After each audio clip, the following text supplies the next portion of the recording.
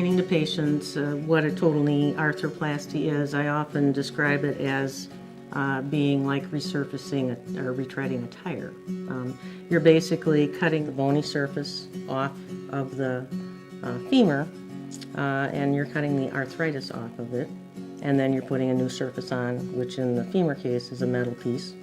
And on the tibia side, again, you're going to cut the arthritis off, and you put this new metal plate with a stem and sometimes screws with the plastic insert that is separate from the metal piece. And the great advantage of that is if the polyethylene wears, then let's say in 15 or 20 years, one can just take the poly out and put a new one in. Most of the people that are thinking about having a total joint will involve family members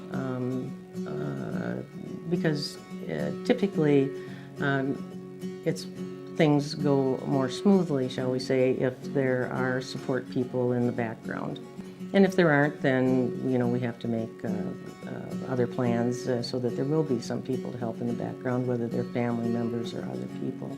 The primary care provider, physician, or extended care provider needs to be involved because the person has to be deemed healthy to have surgery. When the person has an operation, often, particularly if their surgery is in the morning, they're out of bed on the same day, which is much different than, let's say, 15 years ago, where it wouldn't be unusual for them to be in bed for a day or sometimes two, before they even get going. Patients have group therapy, and most of the people really like that because they see other people in like circumstances and they see how hard they're trying, and then it makes them want to try a little bit harder. Or if one person is having easier time of it, they might reach over and say, you can do it. Typically, patients are in the hospital for anywhere from 1 to 3 days, and when they go home, they have an option of doing outpatient physical therapy, or sometimes they do home health if for some reason they don't have transportation. And typically, that's a twice-a-week thing either way.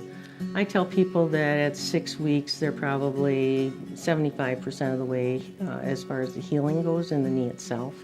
And then that last 25% with strength and endurance and taking on new kinds of activities, that may take another 6 or 8 months.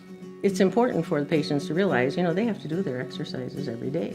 That's how they get better. And they also have to listen to their body and not push it too much. The people that do the best are the ones that listen to their body, and when it says, you did a little too much yesterday, then they back off the next day.